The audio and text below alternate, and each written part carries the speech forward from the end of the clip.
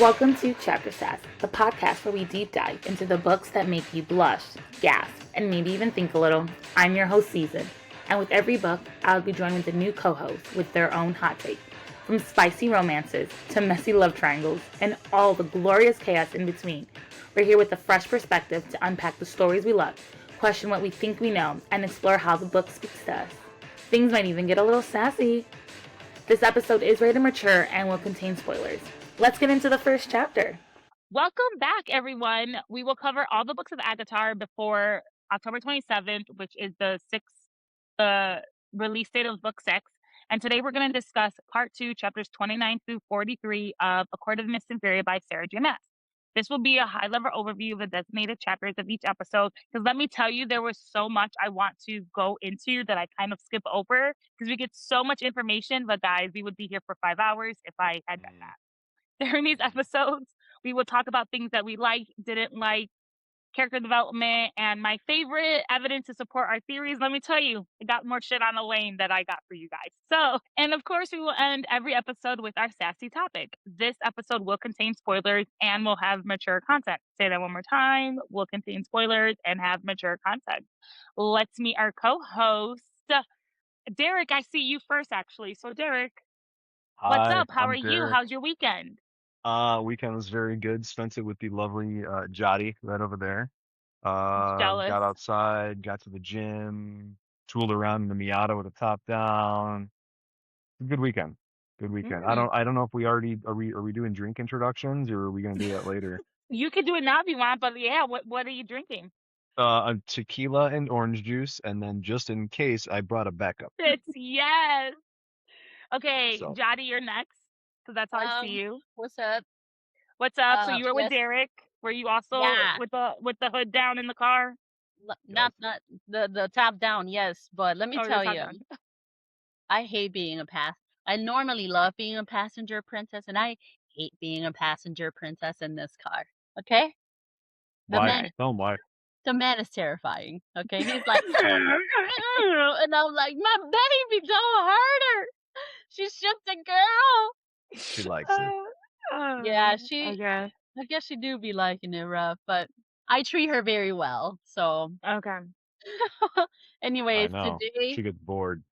excuse me, I treat her very well. Go Um, ahead.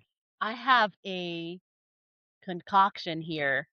What the This hell is is that? this is this is lime Oh, you didn't do the thing, did seltzer you? water. Hold on, because I did some crazy shit to it.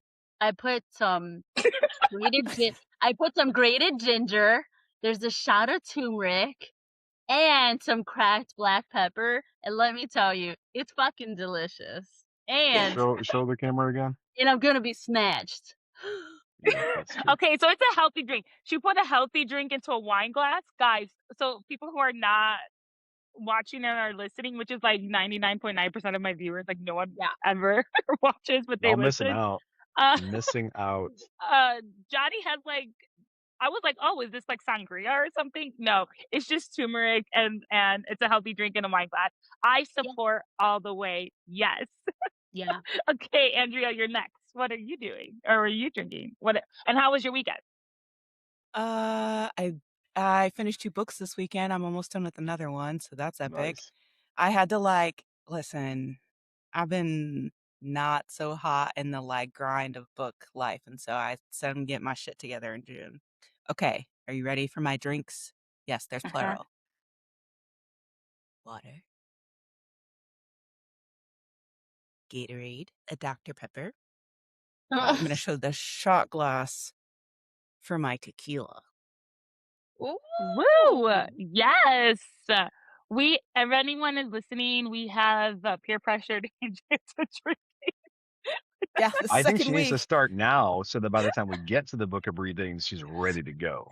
Listen, Let's I'm pregame either this going to take a podcast. shot for the Book of Breathings or each time Season potentially says somebody's name wrong. It's a toss-up. It's a Oh Oh toss-up. my God. No. We don't have Don't enough know. alcohol. Oh, don't I'm you just worry. kidding. I'm probably I going to love you say so bad. Crusader's name I- incorrectly, or I think you should take a shot every time she says, I'm not defending Tamlin, but But And we barely get Oh mention my of him, but God. man, if that comes up, So yeah, I'm Less gonna There's shot take every nothing time for she me to says defend magic him. glory. I'm taking one Guys, shot. Magic I Glory, have it needs to things be to do trademarked. tomorrow. No, Magic Glory needs to be trademarked. Okay, I had a very busy weekend, but pretty much just hung out with family and whatnot. I am drinking just some Prosecco. And I also, anytime I drink, I always have water because you should always stay hydrated. Especially at our age, shit does not hit the same the way it used to, and you just need water in your system. And in But this really quickly, humidity. and this humidity, yes.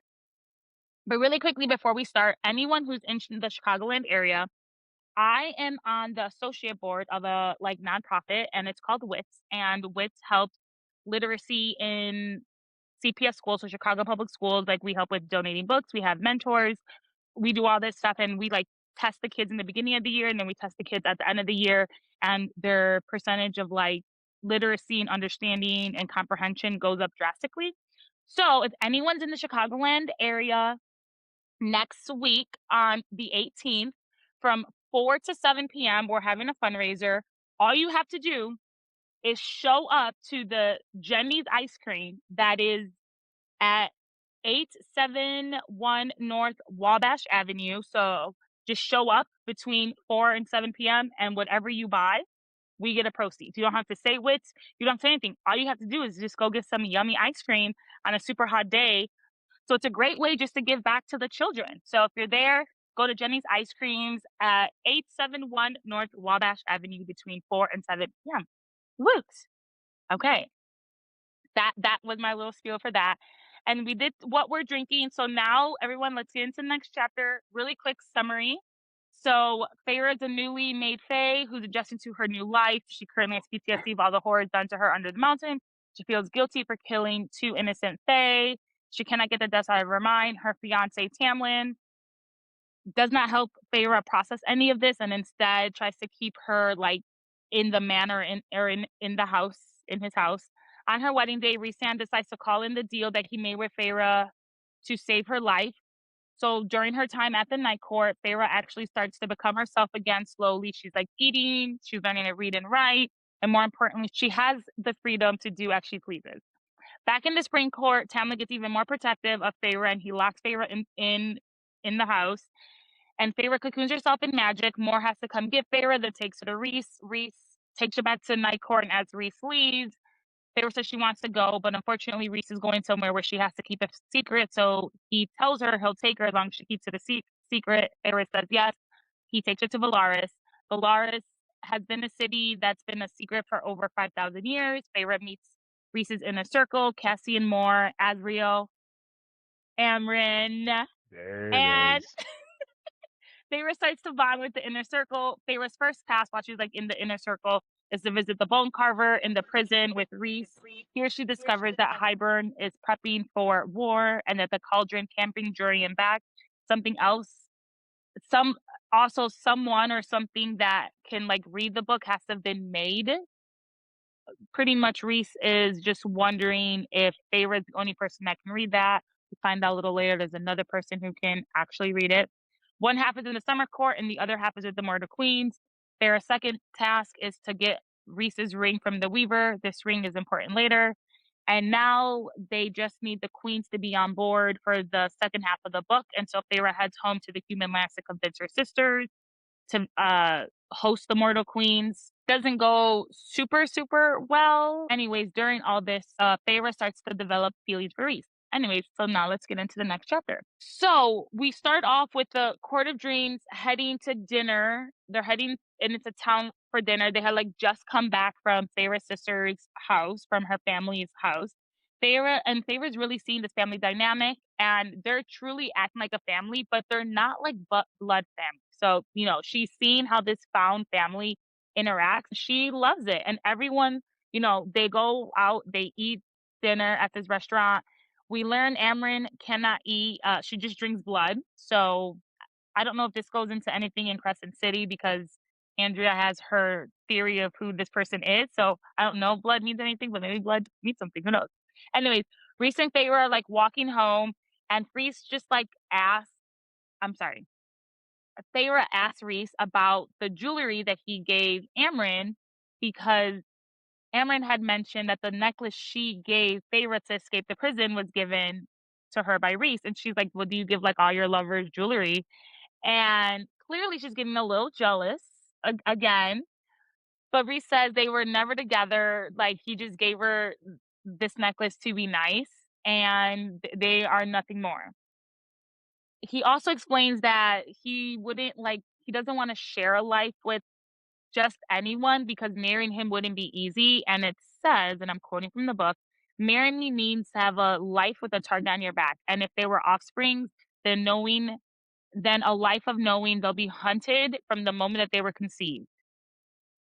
So he's also like trying to protect, in my opinion, like other lovers and whatnot, but also he knows Feyre's his mate. So kind of giving her, in my opinion, like fair warning. Like, if we ever are to be together, like these are things you're always gonna have to worry about. Very different from Tamlin, because Tamlin would have just left her in the That dude mansion. sucks. Yeah. So as they continue walking, Feyre is just like taking everything in. She's like starting to really love this city. But then she hears the music, and this is the same music that she heard from her cell and under the mountain. And now this was the song that like, or the music that like made her start believing in herself again and like realize that she could like fight back. And Feyre realizes that Rhys is the one who sent her this song.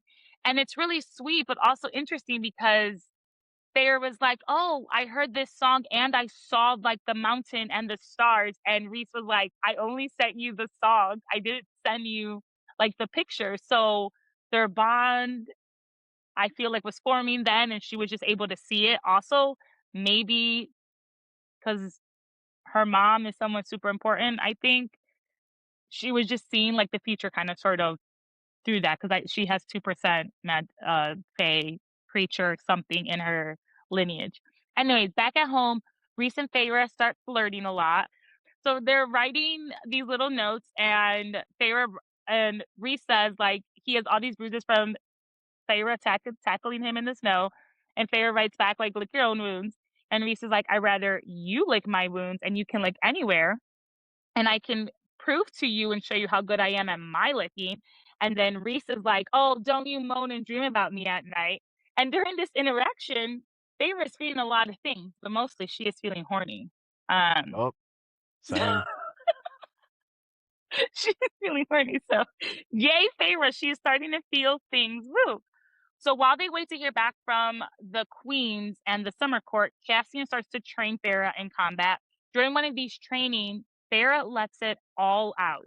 And she's letting out everything that she is feeling. Like, she's like punching, like Cassian has like a bag or something or on his hand, and she's just like punching.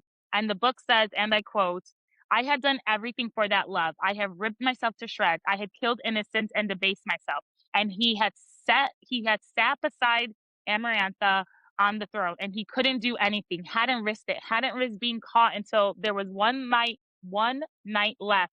And all he wanted to do was, he didn't want to free me, but fuck me. And then Amarantha had broken me when she had snapped my bones and made my blood boil in my veins. He knelt and begged her not to. He hadn't even tried to kill her, hadn't crawled for me. Yes, he fought for me, but I fought harder for him. And he had the nerve, once his powers to come back, to shove me into a cage. The nerve to say I was no longer useful. And I was like, yes, Feyre. But while she's doing this, she's just hitting, and like now fire, like she's using like autumn court's like powers. And so like now like everything is like gone. She's like burned through it. Cassian's just gonna take it. Like Cassian also, he's a G, because he's like, if Feyre, if this is what you need, then you're just gonna go ahead and you're gonna continue to punch me, and you're gonna, even if my hand's on fire, I'll heal. Like, like he's just willing to take it. And then Feyre continues to like think to herself, he'd given me everything I needed to become myself, to feel safe. And when he got what he wanted, when he got his powers back, his lands back, he stopped trying. He still was good, but he was just wrong. And now she's like crying, and she's letting it out. And then she says out loud, I killed them, and it should have been me. And then at this point, so romantic. Like, if they ever make the show, I cannot wait for this scene. So now Cassian is replaced by Rhys. So Rhys comes, and he takes his wings, and he like puts her into his little circle, and he just tells her she's gonna have to live with this for the rest of her life. And she has two choices. She can let it wreck her, or she can learn to live with it. And then Rhys just says that he's sorry for not protecting her more, like he wish he could. But he also has 2 nightmares, and it's one where like he's the whore and or like his friends are, and then the one where he hears Feyre's neck break and see her die. Guys, I'm gonna take a little sip. Anything nice to say? Because all you all are silent.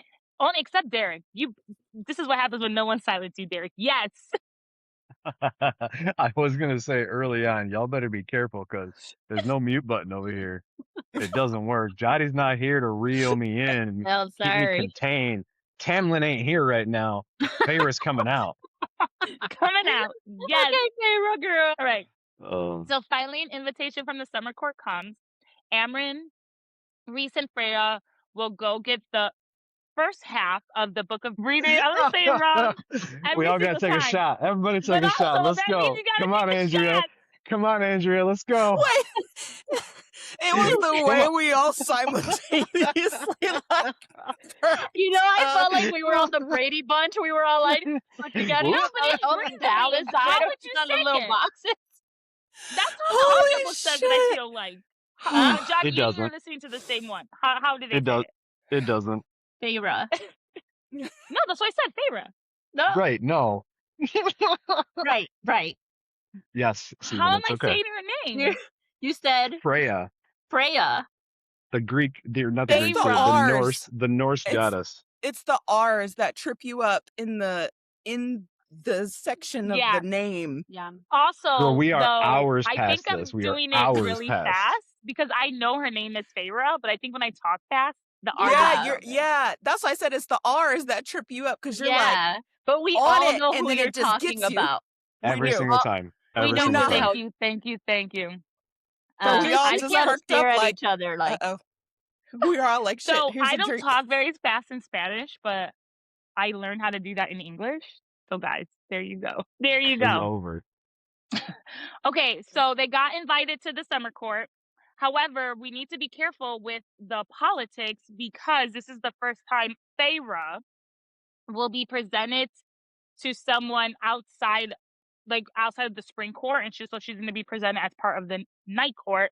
So, there's a political dynamic that they have to work out with that.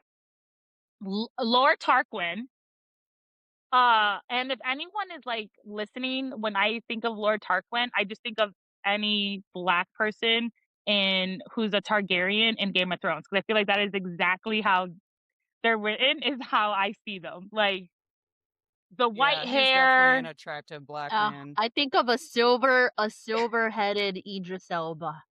Yeah. Oh, I could do that. I could see that. Yeah. No, I love Idris Elba. I love him. However, yeah? we need a slightly younger person though. Okay, well, Black's what about on crack, and he definitely does not look as old as he is, but we need a younger person than him.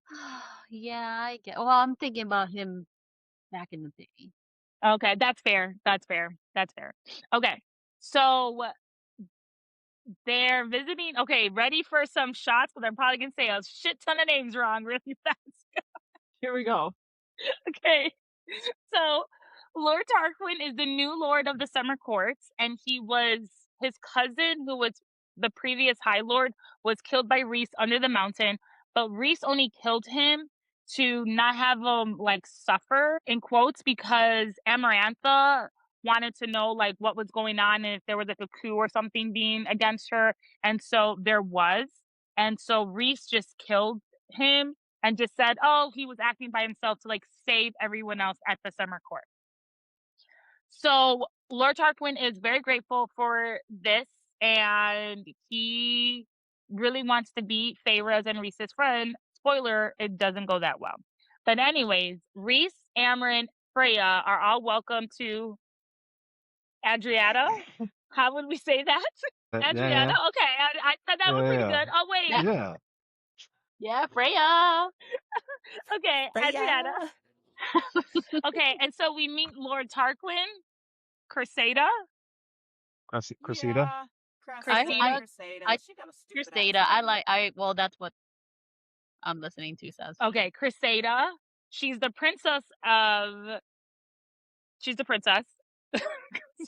Let's see if we say that again. And Varian, he's the prince and also the captain of Tarquin's guard. Am I saying his name right? Yeah. Tarquin, yeah. Okay. It's actually Pretty much. pronounced Aaron. Aaron. Pretty much the city is just being rebuilt after like the last 50 years.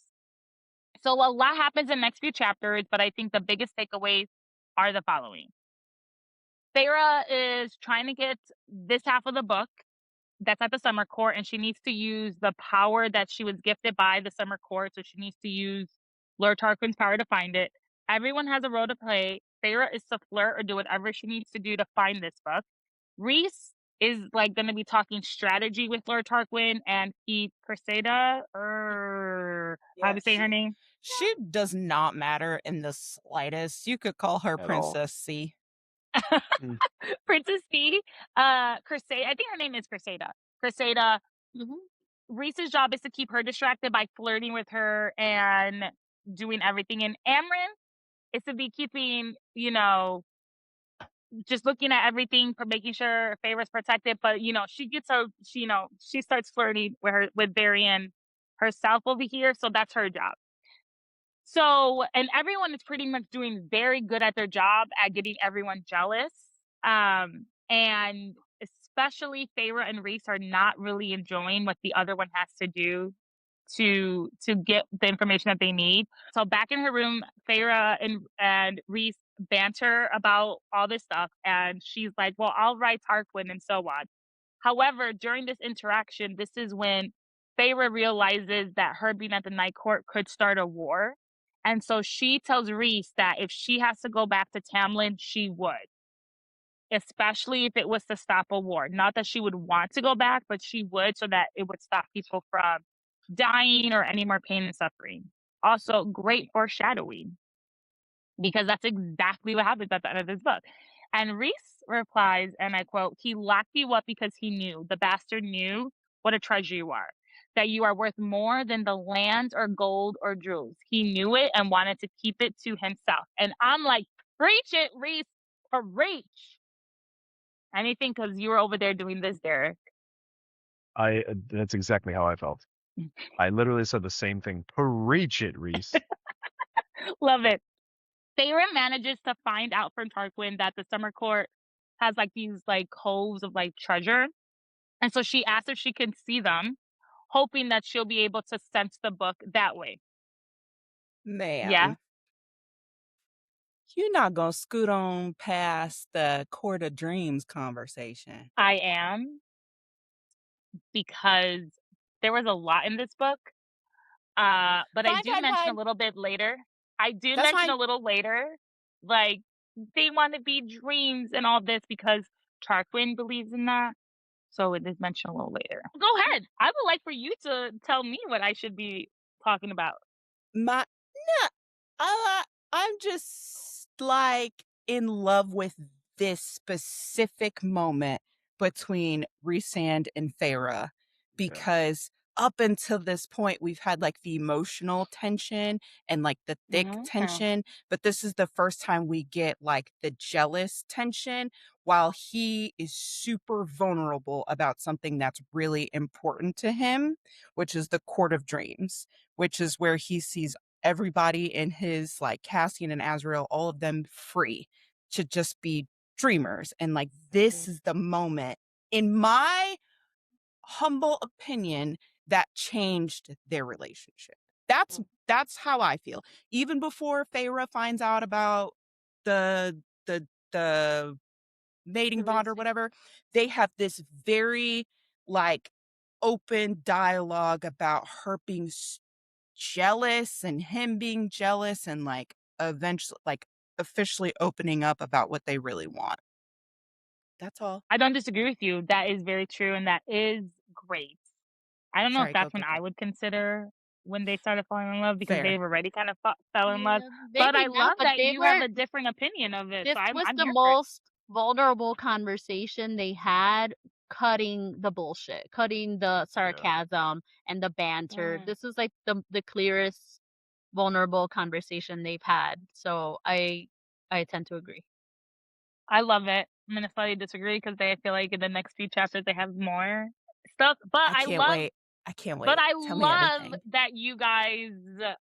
This is your moment. Yeah, no, So this is the I love it. beginning. This is The where lead the up. the snowball starts to build. Okay.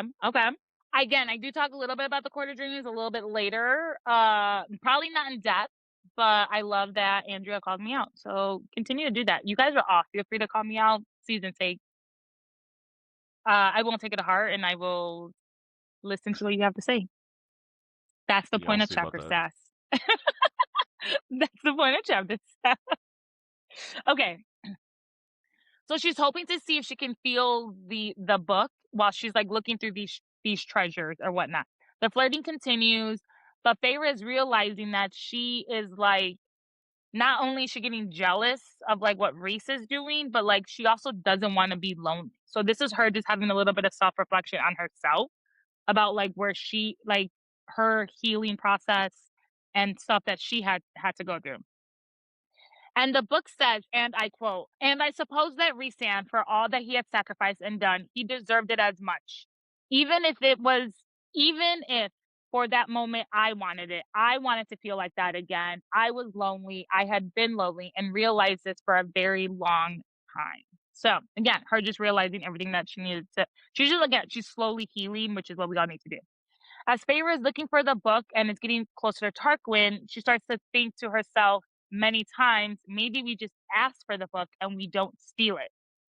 Because Tarquin believes in this like different world. He believes, as you guys were saying, this world where lesser fairies are the same as high fairies. Like he wants to have this big dream as well. And so she's just like, we need to ask for the book. We can't steal it. And Reese is like, no, we need to steal it.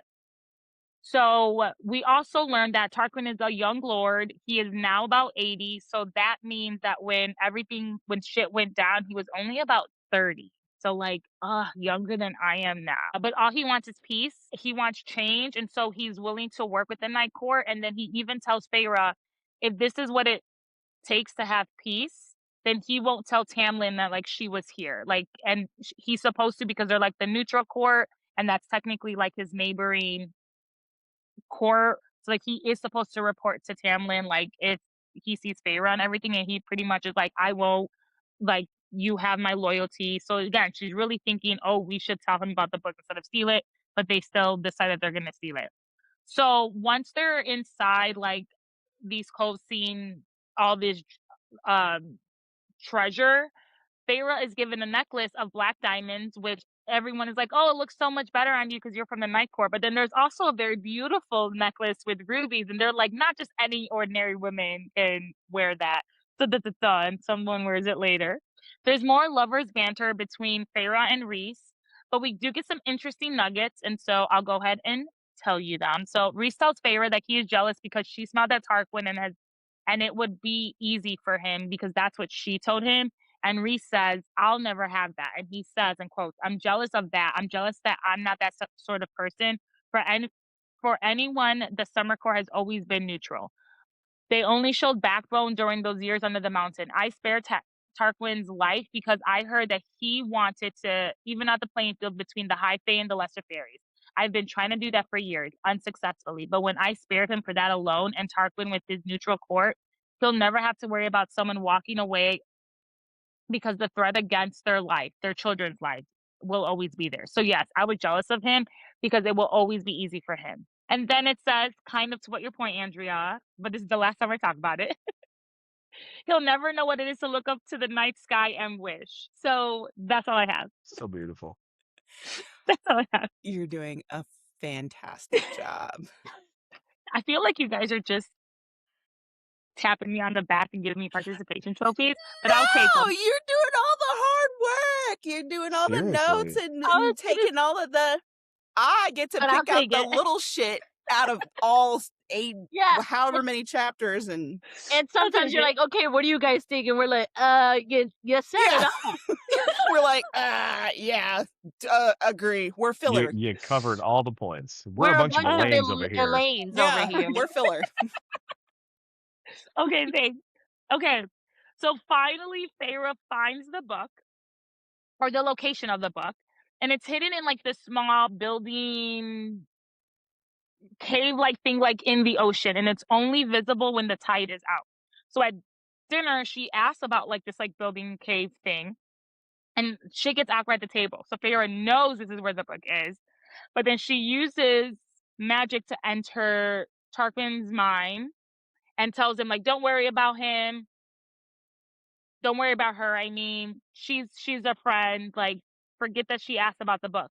So that night, Feyre dresses in Illyrian leathers and heads out with Amryn and Reese to go get the book. Reese is on lookout while Amryn and Feyre have to go get the book. And so, guys, this is where I'm going to give my little thing because it's action, and I do the action ones kind of fast. But anyways, they enter this like building cave-like thing. Feyre feels the book as they enter and they find their way in. But it's not going to be so easy because there's water. And then they're like, well, where the fuck do we go? Because there's nothing there. And they're like, fuck, there's a door underneath them, and they have to dig the mud out. But they have to hurry because the tide's going to come back into. And Amryn's like, I need a fucking shovel. And she's like, my nails. And I'm like, don't you all have magic that you could probably just conjure up a shovel? But, you know, for the plot, we're going to sit here. We're going to dig all this mud until we get to this door. Finally, they find the door, and it's a lead door. Apparently, lead door is very important because she can't get through. But Feyre, she has to trick the door into believing that she is the Lord of the Summer Court. And so she gives it everything she got, but the door doesn't open. So she has to give it even more to what she's got, and then she has to make herself look like Tarquin. So she shapeshifts into him. But we're not going to talk about that type of power because that is the person who we do not talk about. Anyways, Amryn's like, I've never saw the call. We don't talk about Tamlin. We don't talk about Tamlin. No. Oh, I'm like, wait, what? Okay, keep going. So Amryn's like, I never saw the cauldron, but this must be terrible indeed if this is what the power feels like. Because now, like, that door is open. They're just like feeling all this extra power. And now they have to like walk down these stairs, and there's another door, because it'd be too easy if there was no other door. So now there's like tons of power coming out at them. And now Feyre has to use all this power, and she's like struggling a little bit. And she's like, I'm your master, open. It doesn't want to open right away. But she's giving it everything she got, and boom, it opens. But now she's like drained. She's feeling a little drained now because she's like used all this power. But now that the second door is open, like sitting in this little pedestal thing is the book. Well, really, it's a box, but they know that inside the box is the book. And there's like water being held up by magic, stopping it from attacking the book. And then the book says, as in a Court of Mist and Fury, because no one's actually talking, like the book actually says this, so I don't want this to be confused with the book that they're trying to get. But I'm quoting exactly from the book, A Court of Mist and Fury. And it says, though no longer than an ordinary book, the lead box seems to gobble up the Fey light, and inside of it, whispering the seal of Tarquin's power and the book. Amryn's like, we got to get the box and we got to get the book. But then the box is like, who are you? What are you? And now the sea is coming in. Amryn's like, bitch, we got to go. Meanwhile, the book is still like, who are you? What are you? Feyre's like, I'm Summer. I'm Tarquin. She like tries to grab it from the pedestal, and she like grabs it. And right as she grabs it, the book replies, liar. And the door shuts behind them. Yeah. Amryn runs. 10 out of 10. I'm not done. Oh, done. shit. So you keep your 10 out of 10 and give it to me in about 3 more minutes. 30. Amryn runs up to the door, and Feyre slips the box that is just like an ordinary box, or it says she slips the box that is pretty much the size of an ordinary book into her jacket pocket. We're going to come back to that. Amryn uses her magic to try to push it open, but nothing, but like she has to really like push it open. And now like water's like rushing in. Amryn barely is holding the door open before Feyre gets in, and she gets in, but now there's so much water, that door slams shut, and now they have to make it up to they have to go up the stairs to make it, but Amryn's really short, so like she's like, water's like over her. So, you know, again, people have magic, but Feyre decides, I'm going to hoist Amryn on me. We're going to climb up these stairs. And I'm like, good thing Cassie has been training you, because we all know you couldn't do this. But also gets like 2 steps, because then Amryn like pushes her down. It's like, I'm going to swim myself, because yeah, she's been around longer. I'm pretty sure she could take care of herself. So now they head up to the next door. They're both using their powers. They can't get out. Now they're like all underwater. They can't breathe. And Feyre's like, oh my God, what I'm going to do? And then all of a sudden she actually does open her mouth and breathe in. But right when she does that, the doors open and they see like web fingers grabs them and they swim all the way back to shore. Little to be know that the water reefs, there are 3 water reefs there, and they're the ones who helped save Amren and Feyre. And now she's on the sand. They're like unconscious because they swallowed all this water. And so they're slamming the water reefs are like slamming Feyre in the stomach. And here I was thinking, because I actually took a CPR class. That is not how you make someone breathe water. But what do I know? I'm not the author or the book. I just took a CPR class. But they punch her in the stomach and she spits out the water. Amren's vomiting on the other side, and the water reefs look at her and say, we are now even because we helped our sister. My sister's debt is paid. My sister's debt is paid. We are now debt free. And they send him away. Reese comes in his life. You all set off every fucking alarm. What the fuck took so long? And they have to whittle back to the townhouse. Now, before we go even into more ordeals about, actually, you know what? Before we get into that, I'll say, when they whittle back to the townhouse, everyone's confused. Feyre explains that how she helped the water reef at the Supreme Court. And Amren says, and I quote, only an immortal with a mortal heart would have given one of those horrible beasts the money. It's so ... Whatever luck you live by, girl, thank the cauldron for it. Now my next question I have 2 questions before we get into more of this ordeal. Now, Derek, you can say 10 out of 10. 10 out of 10. Over. Perfect. 11. Yes, I'll take it. Yes. Okay, 2 questions. My first question is, if the water reefs are in the summer court and they have her sisters back, I'm going to assume that there are water reefs in every court and they're all sisters. You mean to tell me between all these courts there were no fucking fish? See what you're saying. Like, there's no water, there's no fishes in the spring court. Let me go to my sisters in the summer court. Hey, can you give me some fish? My lord is about to attack me. Yeah, that's Whatever. crazy. Yeah, that's a little bit of a plot hole. Now, for the people who are listening, I'll post something similar to TikTok so you guys can go there. But for like the 2 people who ever watch this, they're going to be able to see this. I have my jean jacket here because I want to just look at something. This is probably the inside pocket is probably the biggest pocket I own in any of my clothing. Because if anyone knows, especially women, we can really put lip gloss in our pockets. Okay, I have 2 normal size fantasy books. Then I thought fantasy books tend to be a little thick. Oh, they're a little thick. So, you know what I pulled out? My Issa Rae book, my Britney Spears book, my Cynthia Erivo book, who they're very skinny. These are like 100, maybe 150 page books. And then I got this little tiny one from That Book one Harvest. fits in the back pocket just perfect. Trust me on this one. It fits in a men's back pocket. Thank you. It fits in a man's That'll back fit pocket. in your back pocket. Go try it right in now. a woman's pocket. Here you Yes, go. it I'm does. gonna try to put these inside of my coat. This barely fits. I'll give it to you. Look. Oh, but hold on. But now you have to put the box. So the box is at least half an inch bigger because it was inside the box. Let's put Cynthia Erivo. This shit's not fitting in there. Wait, let's get Britney Spears. But also, it was half a book. A book, but half the book doesn't take away the length.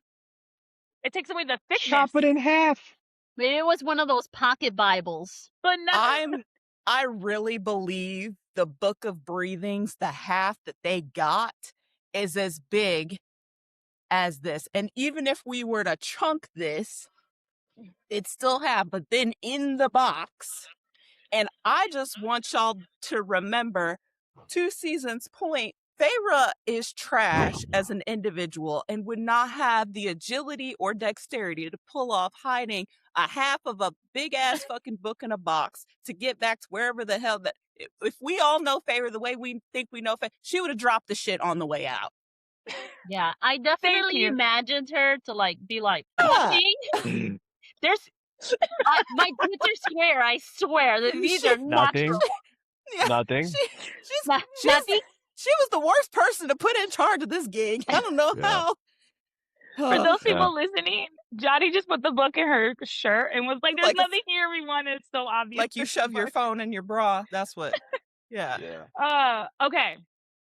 So now that we got that done, those are my 2 questions. So apparently the sisters can help pay a debt but can't bring no fish. And somehow this book fits into a pocket that there's no pockets. If there was ever a TV show, I feel like she would have like a satchel and like she put the book like in a Yeah. satchel. I Like feel but like she's not this putting it in a whole pocket. section is Yeah. giving Harry Potter, specifically Mm. like whenever they go to the is it the Deathly? That's not Deathly Hallows. It's like Half-Blood Prince, where Dumbledore and Harry Potter and they go on the thing and they have to go in the water. Like that felt very Harry Potter adjacent. And then I also feel like there's like a vanishing kind of satchel thing like Hermione had.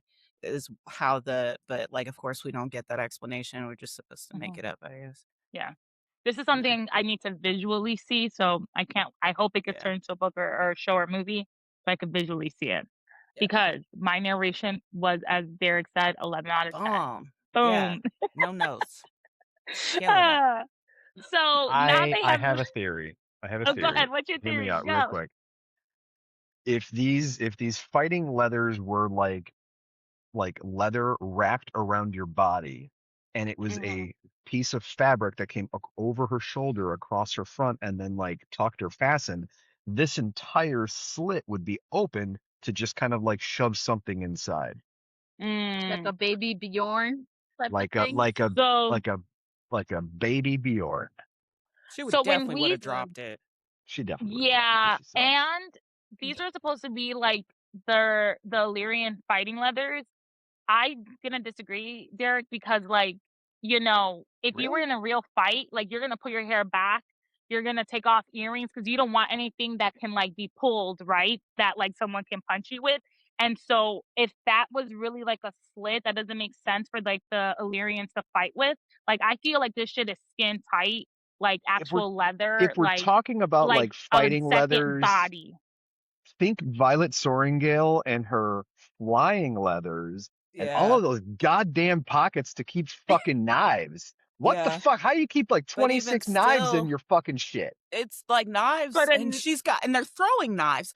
Also, shout out a That's Fourth what I'm Wing while saying. we're That's on what I'm it. saying. But like to your point, I feel like even if they had some sort of contraption to help her get through this conundrum, she still would have fucking dropped it, regardless This of is how her she did. skin tight leather. And then she ran.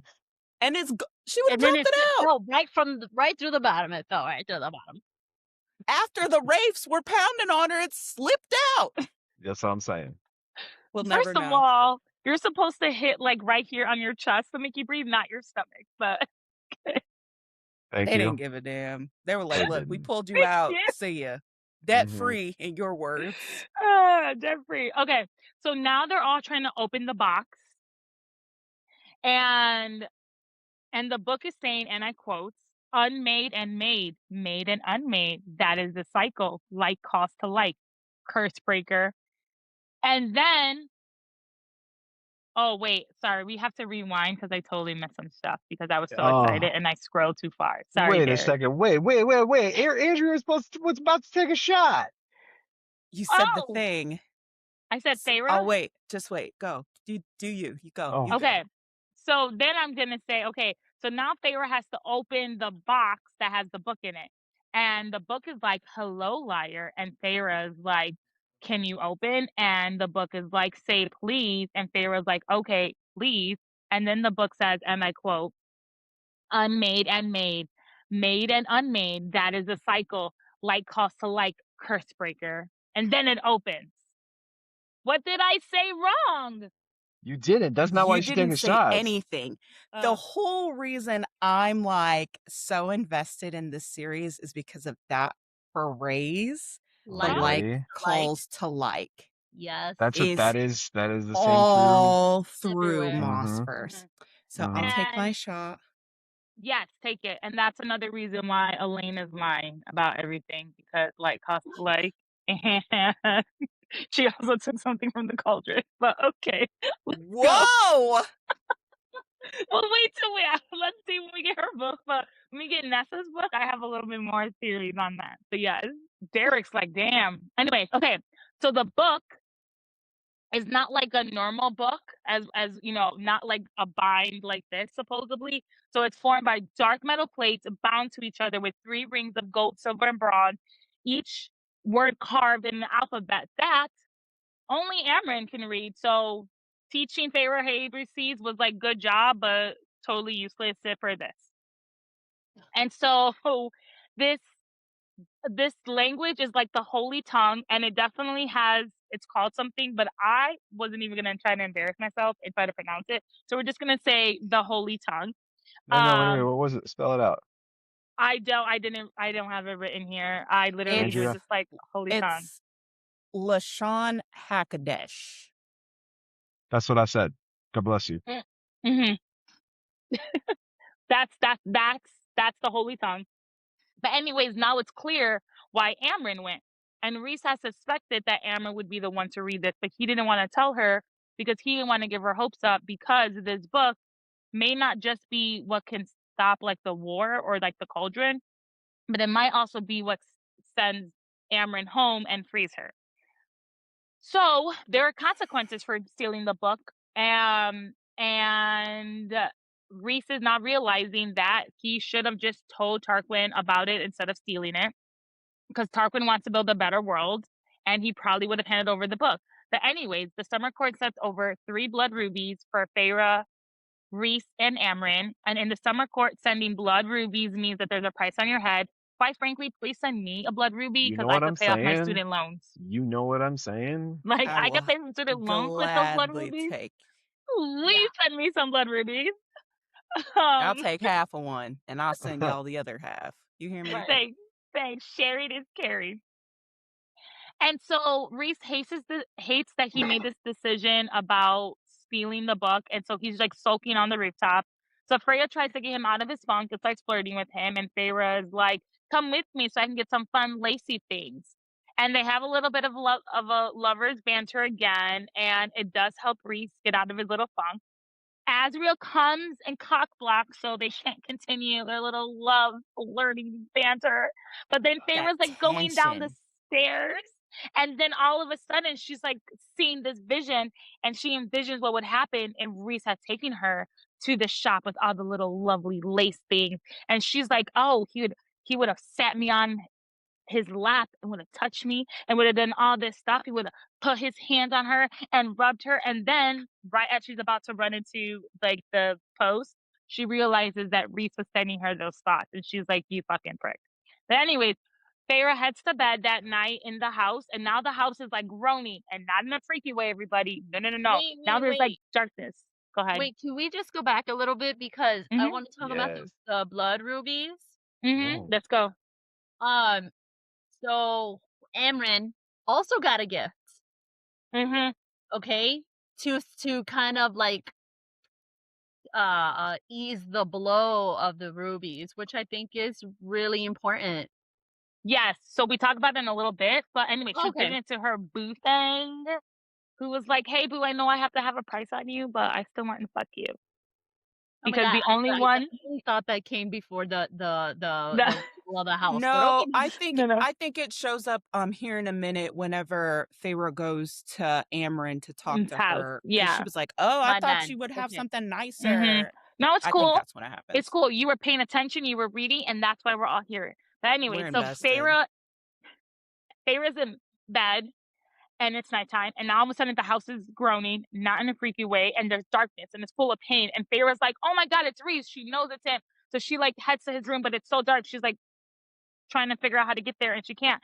And now the house is shaking, and she like can't find her way to the door, but she gets to Rhys's room. And then she has to like walk until she feels the bed. And then she has to like try to climb on top of the bed. So she climbs on top of the bed, and she finds Rhys. And the only way to help him is to get on top of him. Because why would I stand on Is the this side of him? not like the fucking plot of just an awful fucking porno? Like, oh my God, I tripped and fell on his dick. Oh no. Like, That's 100% like what you just narrated. Why is your bed so hard? Oh, is that your abs? That's crazy. Oh my God, your bedpost in the center of your bed? That's nuts. Why That's is your so bed weird. up for 12 people? My God. Oh my goodness. It's so Leave warm the in here. It just doesn't bedpost take in all the my middle of clothes. the bed for me. Bruh. Oh my God. Yes. We have so much more to say in this little scene. So anyways, she's like now on top of Reese and she's screaming out loud and down through the bond. Like, Reese, wake up. He's not waking up. He's just doing all this. She's just feeling on his rock hard abs. And then she's like, wake up. And there's like a little crack in like his mind or like in the bond. So she like rushes all her powers through it and she's like, you gotta wake up, Reese. You gotta wake up.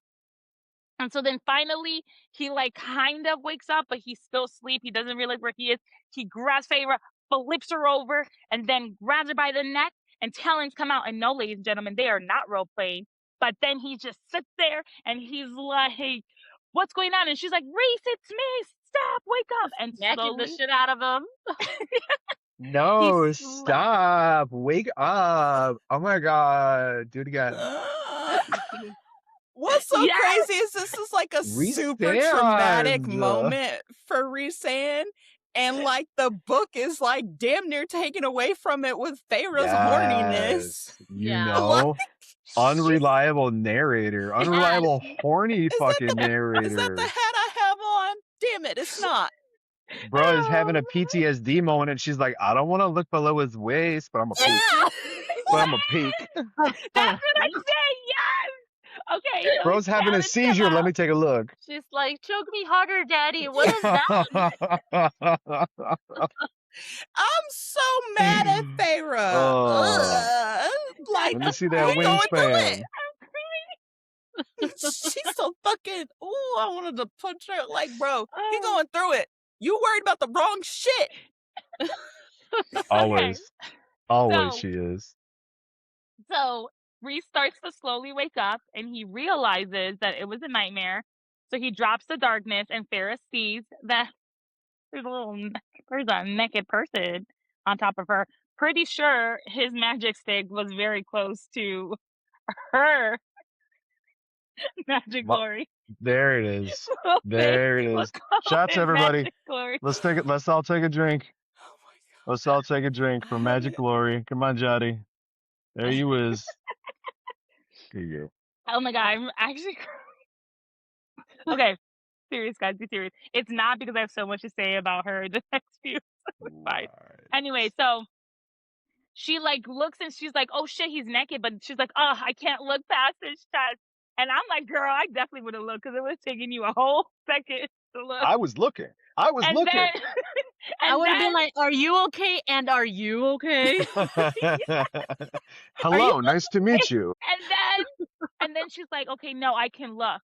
So then she looks, but she looks, I guess, we're going to interpret this because the book doesn't say, but it's like, she looked and then she was at his knees and there's so much in between the chest and your knees. But anyway. Dick. There's dick between the chest and the knees. There is that. That's it. There is that. But then she's like, she sees him and he's on his knees. He has 2 matching tattoos of Atari Mountain crowned by 3 stars. And Feyre realizes this is why Reese has been staying at the House of Wind and not at the townhouse because of his nightmares, and he didn't want anyone else to know about it. And so Feyre's like, how long have you been having these nightmares? And he's like, well, as long as you've been having yours. And then Feyre's like, well, when you want to talk, I'm here, and gives him a little kiss on the cheek. She gave a kiss in the wrong spot, but we'll just give it fair. And then Missed opportunity.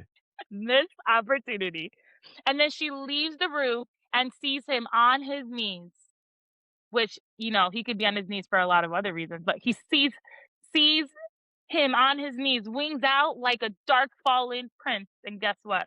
She sees the painting. Ladies and gentlemen, she's slowly healing a little bit more. The next morning, Feyre finds a note from Reese and it says like, thank you. And she responds back like, what do the tattoos mean? And he responds that I will bow before no one and nothing but my crown. So then Feyre goes to visit Amren. Cool.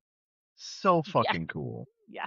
That Fucking line's so hardcore. goddamn hard. It Oh is. my God. Yes. He's been so Fucking soft and hard. accommodating and flirty and charming. Yes. And then he's like, nah, Just you didn't seen it, now you gonna know. yes. Oh, that's Fucking hard. drops that line fucking hard. Mm-hmm. But then he dropped on his knees for Feyre in chapter 55. Yes, let's go. You know, there's a blurry line if it's Feyre or you anymore. With the tension. Romanticizing the book as hard as hell. Okay. So then Feyre goes to visit Amren in her big ass studio apartment, which apparently is Amren's favorite way to live. I would have taken a house with a sauna, a pool, a huge library with a ladder so I can swing the way Belle does. But to each their own. To each their own. But she's pretty much in this big ass studio apartment. And Feyre brings her fresh blood because Amren has not eaten since she's gotten the book because she needs to decode it. And Feyre only knows this because Cassian told her, but this just goes to see the bond within the inner circle. That Cassian was worried about Amren, and they're all truly one big happy found family. Feyre notices one of the blood rubies is being used as a paperweight, and now she's like, "Oh, you know that you have a price on your head," but she's like, "You didn't destroy the summer court." And Amren replies, "Well, it's because I was sent the necklace of rubies that only a certain type of woman can wear, and Amren is a type of woman. And she, ladies and gentlemen, I believe in the next book, gets it on, So her flirting worked very well because she let him see her magic glory. Amren doesn't flirt. Amren doesn't flirt. Amren just she just waits. She just is. She just waits. She gets. That's exactly right, Andrew. She gets. She is the hot. female version of a man who was so sure of themselves. Mm-hmm. That's probably the best way I can describe it. And she don't even need to say that about herself. She just knows she's that bitch. Mm-hmm. She's that bitch. Yes, that also needs to be on a shirt. Fiddle while you twerk, and she's that bitch. She's that bitch. And Magic Glory. We're keeping Magic Glory. It'll be right here on the sleeve. Yeah. Team Magic Glory. Not Team Magic Glory. Yes. Okay. Days pass, and Feyre keeps up her training with Cassian and sometimes Rhys. She's also learning all about the different courts, the politics, and the High Lords. Then finally, the queens write back, and they say they will head to Feyre's family's house. So the queens are the meetings have to take place at 11 o'clock, and they need to know the location, the geographical location of the house, and where all the furniture is. And then the mortal queens whittle in. Guys, they're mortal. How are they whittling in? We find out later. Queens. We find out later. And only 5 of the 6 queens are there because supposedly the last queen is sick, in quotation. But the anyway, fact that there's 6 queens and a missing queen is very important. Not just for this series, but for Crescent City too. Well, almost there, because let me tell you guys, to bring the Maas verse into this, I'm actually really enjoying Tower of Dawn because I didn't realize Chaol was super paralyzed. Yeah, that too. Yeah, I thought at the end of the last book where there was Empire the war or whatever, yeah, he was just hurt, but they brought him back. I didn't realize that he was paralyzed, and I'm totally loving that he's this dude who it was all macho man and can't even do anything now, relying on these women around him. I'm loving it. So it's I'm very here for humbling. There's a ton of symbolism in that, in his Superman syndrome of I need to fix everything. I need to be the solution. I need to be the one holding the knife at all times. And now he's completely powerless, right? I'm loving it. Love it. Can't wait to get to the end. Tower of Dawn is super important to that series. It's a good time. It's super easy to digest, but don't you blink for 1 second or you'll miss how important some of that shit is. I think I'm getting it, but we'll see when we make to the end. We'll see. I can't wait for you to tell me all about it. Think I'm getting it, but we'll see. Okay. But So there are 5 of the 6 queens, because again, one of them is supposedly sick. And during this meeting, only the eldest queen and the youngest queen talk. The rest of the queens just look at each other while they're there, suspiciously.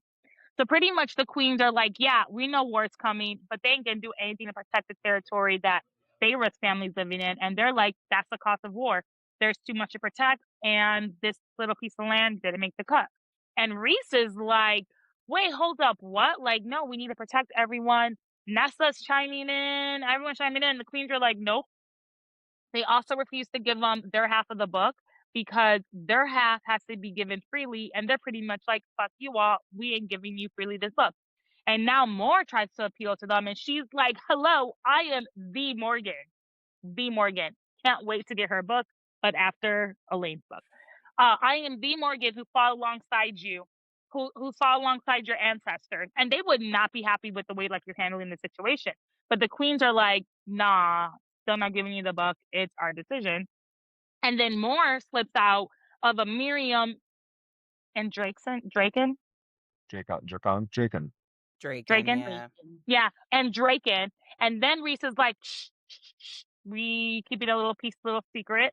But turns out Miriam and Draken are not dead, and they're living in the island somewhere in peace.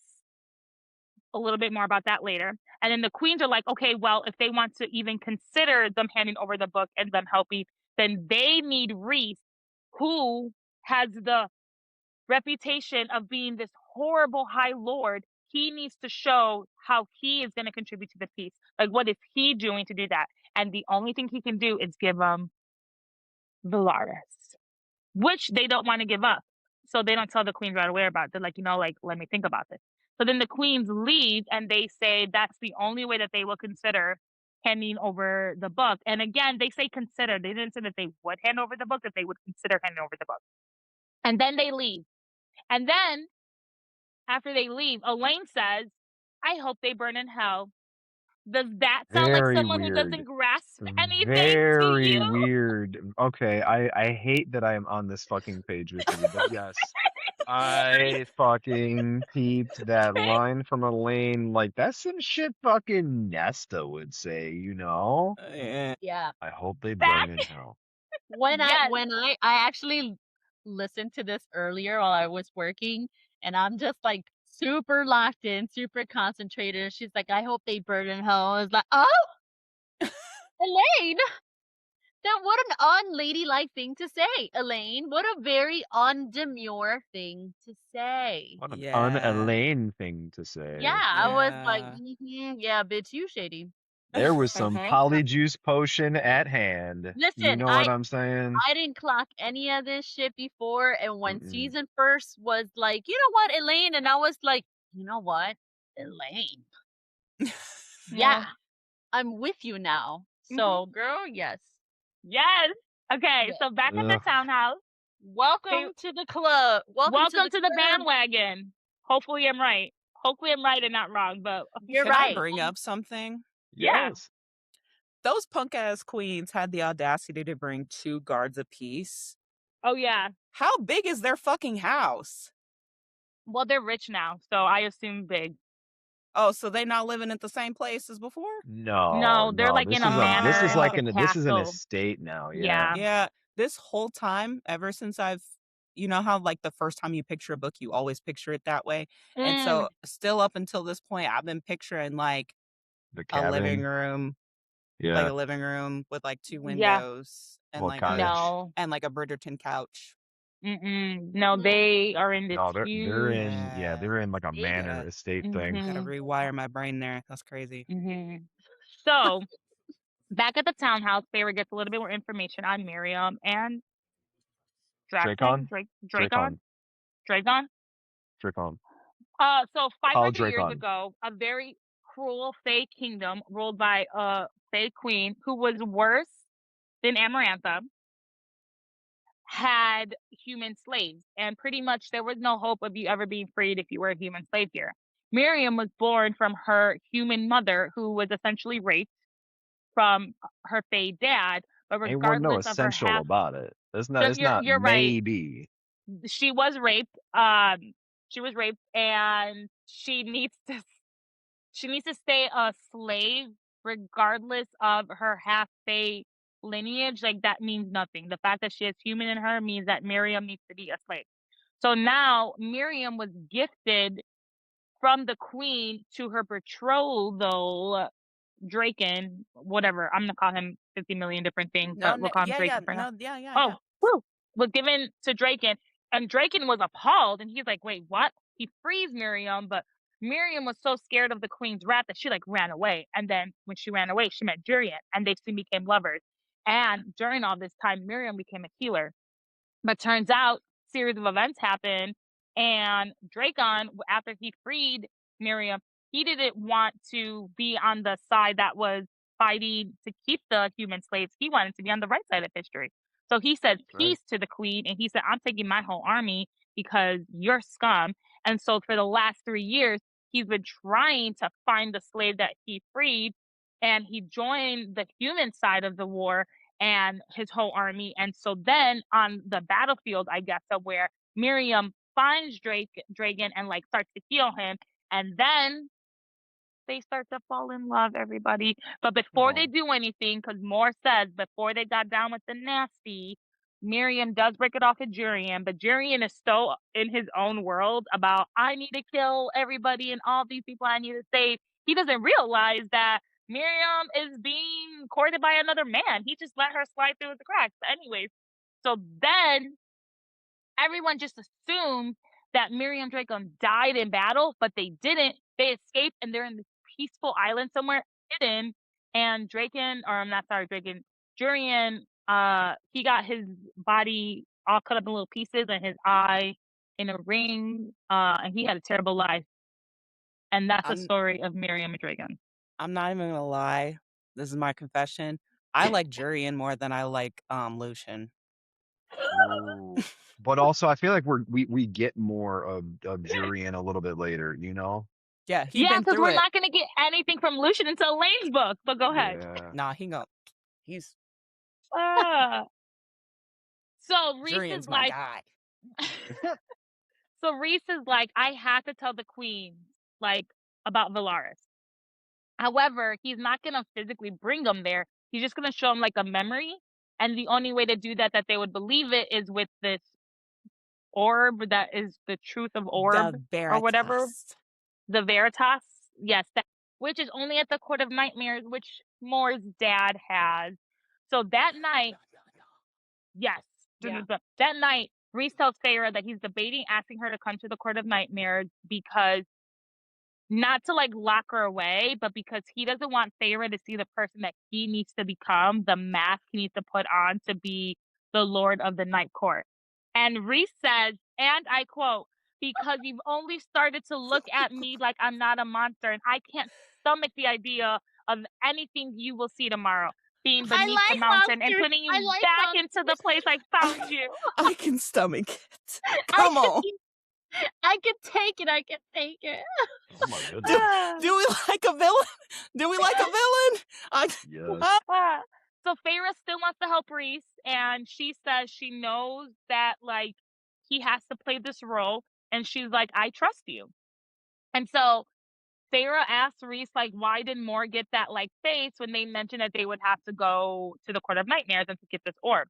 And Reese explains that Moore's dad sold her through marriage to the eldest son of the Autumn Court, Lucian's brother, Eris. Okay. So Eris had a reputation of being cruel, and Moore didn't want to be sold into that, but she didn't have a choice. So Reese took Moore to an Illyrian camp for a few days, and then Reese was like, "Oh, I'm gonna leave you here with Cassian. I have to go do something." So he disappears, and Moore's like, "You know what? I'm gonna take life into my own hands," and fucks Cassian. So now she's no longer a virgin. And Cassian said, "I got you. I can fuck." That's what happens. That's what you do. That's what happened. That's what Take one for the team. That's what I'm saying. Took one for the team. And he loved it every second of the way. I bet you Cassian was real heartbroken about that. Real heartbroken. But like, all right, I guess. I mean, if this is what you need me to do, okay, let's go. Yes. The sacrifices I make for my friends. The things we do for friends, you know. So Cassian deflowers her, yes. And it's a big thing. It's a big thing that he deflowers What? her. Oh, Yes. I hated that. I hate every second of that. Girl, she's still got her flowers. He Oh He my didn't deflower. God. No. He Of course just she got her flowers. You just sniffed the petal, or You know what I mean? He licked a It's petal. okay. She didn't like this type of flower or no, wait. She's the flower. He has to be A he bee? pollinated that shit. He Yeah. pollinated it, but she That. doesn't like that type of pollen anyway. So she's just like, I'm here to do this. She I think prefers she another liked it. She flower. just also likes another flower too. You know what I Right? mean? Sometimes Is you that like the what bee is and that what we sometimes you like the discovered? flowers. Yeah, She's gay. yeah, yeah. She's gay, yeah. She liked the flowers and she liked the bees. I love That's what I'm that. Yeah. saying. Okay, I love it. I'm here for more. Again, can't wait for her book after Elaine. Everybody getting a book. After Elaine. So anyways, so now this was like such a big thing that she's no longer a virgin, and so it was a big fucking mess. But essentially, Eris decided that he was no longer going to marry Morg because she was sullied by a lesser fairy bastard. When her family was done with Morg, they dropped her off at the Autumn Court border with a note nailed to her body and said, Eris's problem. Azriel found her a day later. But we learn in the later book that actually Eris is the one who like alerted Azriel to like go get her because he's not an asshole, and because I'm 90% sure Eris is also gay, and that's why their marriage is gonna work. So they were gonna have a lavender marriage, and he was gonna let it happen. Don't worry, when we get to that part, because I forgot what it was said, I'll let you know once we read that part again. Derek, what are your thoughts? This is like there's so much trauma that is just like we're gonna jump right over. Like she was like beaten and brutalized by her family. She was fucking like dragged through the mud and fucking like so bad. And then like did I read it right? The same thing happens to her from the Autumn Court? No, Eris is the Autumn Court. Adam, yeah. And we get more. But her family beats the shit out of her and then drops her off in the Autumn Court. Yes. Yeah. And then says this is Eris's problem. And Yes. then the Autumn Court fucking knocks her again. Like she just won two. You know what I mean? Yeah. Yes, but we don't get that yet. We get that. I don't know if it's Nessa's book we get that, because that's like we get more of that little bit I feel later. like they like there was like a phrase that Yeah. pointed it out, because I don't recall Oh. that much detail from, you know, what book it's from, but I feel like it was in this book that it was like, yeah, her family fucked her up and then they dropped her off and then that family fucked her up. It's just a lot of shit. It's just a lot of shit that fucking happens in a short period of time. It did. Oh, It did. so Her much family stuff. fucked her up, and then they were like, "Nah, man, this is your fucking problem." And then they were like, "Nah, man, we don't even want this fucking problem." So they double they whammy. just Like, yeah, they left her. Yeah. No, I think the book just says I have to pull it up because Reese was trying to like not give her the whole story. He was like, just like Yeah. sort of like another time. I He have just it gave her right like here. the thing. Okay, what does it say? What do the ancient texts say? It says, and it's another long story, but the short of it is that Eris refused to marry her, said she'd been sullied by a bastard-born lesser fairy, and he'd now sooner fuck a sow. Her family, I'd never seen it such a When they were done, they dumped her on the Autumn Court border with a note nailed to her body that said she was Eris's problem. Eris left her for dead in the middle of their woods. Azriel found her a day later. Yeah, and I think in Nessa's book, in Silver Flames, I think that's when we find out that he actually is the one who like alerted in a jerk way, but he alerted Azriel to go get her. Like he was never gonna be bad to her. He wasn't gonna like that's why I think they were gonna have like a lavender marriage. Like he was cool with this. But everyone thinks that he left her there, but he is the one who alerted.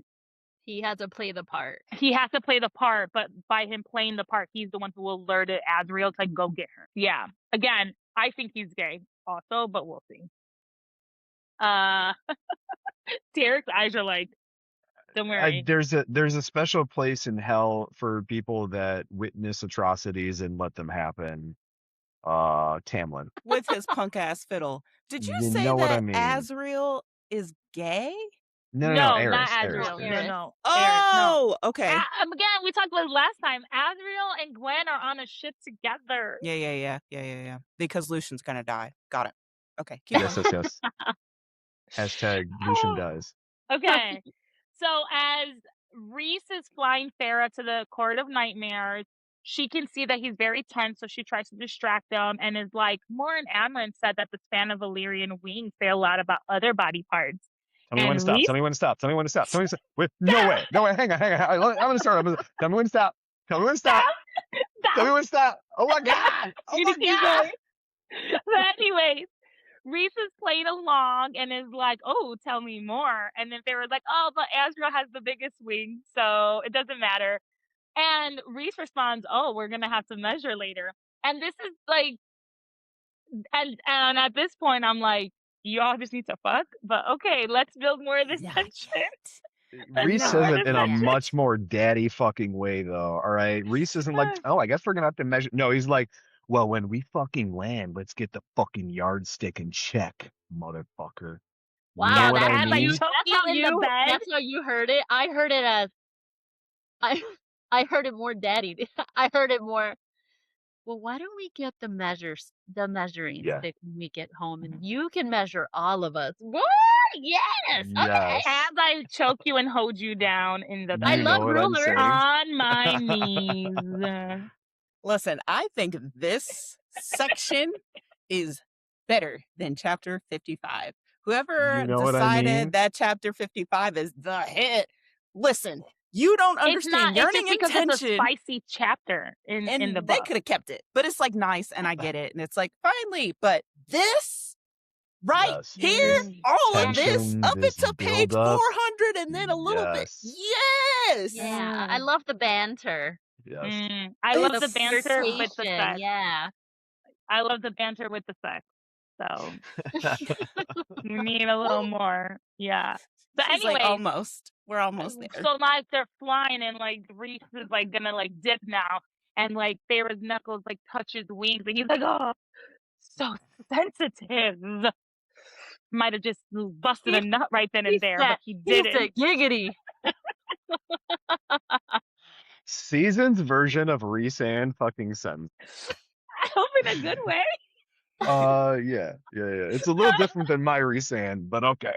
Yeah, I think our Rhysand is black, like morally little darker, and your version is kind of a little comedian. Yeah. No, don't worry. In my head, he is kind of different. I can't portray that, so this is how He's like a mixture of like Gaston and The Mask.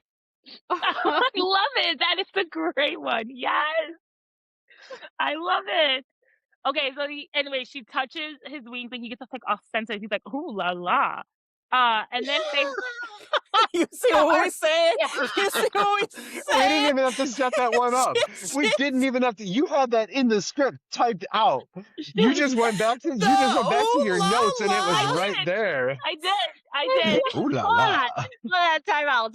Derek, give me your that sensitive, that wing sensitive. Okay, because I'm gonna. Okay, so first we have season 3. Feyre just touched his little wing, and he said, "Ooh la la, that's holy." Right? Okay. Oh my god! For me, like, you know, she tickles it, and he's like, "Oh." And busted a nut. You know what I mean? But like he holds it in, like he internalizes it, and he's like, "Don't touch me like that." You know, like a little Batman. I go, "Oh." So your version of Rhysand is very vanilla compared to the man we're reading. No. Wait, hers or mine? Is not vanilla. Season. Yes. He says, "Ooh la la." You're like, ugh. Yes. Like it's a whole reaction. Yours is like. So what I'm saying, yes, it's a little vanilla, but like in my head, let me tell you, It's not very vanilla, but it's Good. There's That's vanilla all with that matters. frosting. Yeah, she's vanilla like, with frosting. There Yes. are sprinkles. Seasons is birthday cake frosting. Yes. Okay. oh So shit. And Derek's is red velvet. Yes. So With Well, then, chocolate fudge Red oh, velvet red oozing velvet's bourbon. my hot, favorite and though. it's dirty and smeared on the Uh-huh. plate. Yeah. You know what I mean? Just chocolate everywhere. No, it's not chocolate. It's paint everywhere later. She gets paint in every nook and cranny. Can't eat paint. You shouldn't eat paint. It's the one that they give children where it's okay if they lick a little because it's non-toxic. Oh, is it because Feyre's a child? Are we back to that trope Oh from my book gosh, one? please don't get him started again. Okay, We just got over We're this. continuing. We're continuing. Dying Okay, on that hill. so Oh, she's a Reese is child. like, Illyrians are trained to protect their wings at all costs. And Feyre's like, oh, well, what about sexy time? And I'm like, girl, you are asking all the right questions. So yes. And Reese responds, some Illyrian men find completion just with a single touch. Oh, yes. And you know Feyre's next answer or next question, I'm like, yes, girl, you are asking finally the right questions. So many times you don't ask the right questions. You are asking the right question. And she's like, well, have you ever allowed, like, has that ever happened to you when you are during sex? And Reese says, I've never allowed anyone to see or touch his wings during sex. He makes him vulnerable and uncomfortable. Good for him, but if my wings were that sensitive, they'd be out all the time during sex. I was But gonna anyways, say, I'm sorry you feel especially your like wings 2 there. seconds, go Wow. ahead, touch here. 5 more minutes later, you can touch on this side. Yeah. And then Feyre responds, too bad. She just said vanilla who? Now me? Vanilla shots for everyone. She said, listen, I'm Oh, inappropriate, that. and you're not going to miss it. I'm gonna say magic glory, but don't you worry. There are other things I will say too. Oh my god. Okay. So then Feyre's like, oh, Shit. too bad, because I'm sure you can get into some pretty interesting positions with those wings. And I'm like, yes, girl, let's do it. So Feyre's clearly horny and wants a ride on the magic stick, but she's just gonna play stupid and touch the wings instead. As they're flying, all of a sudden they're getting attacked, and there's ash arrows. And these ash arrows now are dangerous because now they can kill Feyre because she's Fae. Oh no! So you know, Reese is like, fuck this shit. And so he was like about to send Feyre away, but she's like, nope, let me try to help, try to find who did this. So Cassian, Reese, Azriel, and Feyre try to figure out who is behind these arrows attack. No luck. So now they have to go to the Court of Nightmares. And so the book also said this is the second time someone knew where Reese and Feyre were going to be. Dun. A few more chapters. That's going to be a little bit important. So anyways, they're at the Court of Nightmare. Moore walks in and she looks gorgeous. She looks like someone we probably all would want to fuck in 2 seconds. But anyways, she's just playing her part. She's just walking all gorgeous in this skimpy little outfit. And then Feyre shows up in her little skimpy little outfit that she was dressed like under the mountain. And then we have Cassie and Azriel. They have all their siphons in, and they're like, oh yeah, that's the type of dark chocolate that I want, even though they're probably not dark. They're probably like light skinned in real life. But anyways, in my head, they're dark. Yeah. And now Feyre has to play the role of Reese's whore and his plaything. And so she has to distract Moore's father, Kerr, while Azriel steals the orb. Did I say that name correctly? Kerr? He's Yes. not important. Kier. So Kier. Kier. Mm-hmm. Kier. Moore's dad. Moore's daddy. Kier. Yeah, Moore's dad. He don't matter. During this distraction, Reese and Feyre are playing, and they're playing a very good role because I don't have Reese's point of view, so I have no idea what he's thinking. But let me tell you, Feyre ain't pretending. She's falling and she's feeling everything. He's like, "Ooh, let me touch here." She's like, "Oh yes, daddy," and like feels more up on it. And she is all for everything that she is feeling. And Reese is rubbing all up on her, and she cannot have it. And she's like, "Oh shit, I want more of this. Please don't stop." But again, she needs to play a part. And she's like, "Oh, we have company looking at us. We have an audience." And then at one point, she's like, "Fuck the audience. Let's go." And then she's like, "Oh, I can't let Reese, go a little further up my leg because he's going to see the surprise that's there for him because I'm all types of wet and I'm all horny. And then Reese does discover it for himself and he's like, fuck yes, let's go. And now she's realizing she needs more of this joy and she loves being touched. And he is making her come alive, no pun intended. Oh, and that then was Feyre's intended. like, That was intended. and then Feyre's like, oh no, another man is touching me right over Tamlin. And then she just gave herself blue balls right there because then she thought about Tamlin. And then Asriel comes back. Yes. A moment for Rhysand's entrance. Oh, yes. Holy shit. That was the beginning of foreplay. The setup? That was the beginning. Like he his power removed the damper from his power. Like you just imagine this man with his big wings. Not like this, obviously, because this looks ridiculous. But he's just swagger. I feel like season right now, just very okay. You're doing the Jefferson walk, and that's not working for me. So let's not do that. You need to do like the. He's walking in like Ric Flair. That's what he's doing. Like yes, like he commanded the room. Yes, like he was like, I have to play a part. And spoilers, I am the man at this part, and we felt it. Like reading it. I was like, I felt it through Feyre. He is the shit. Yeah.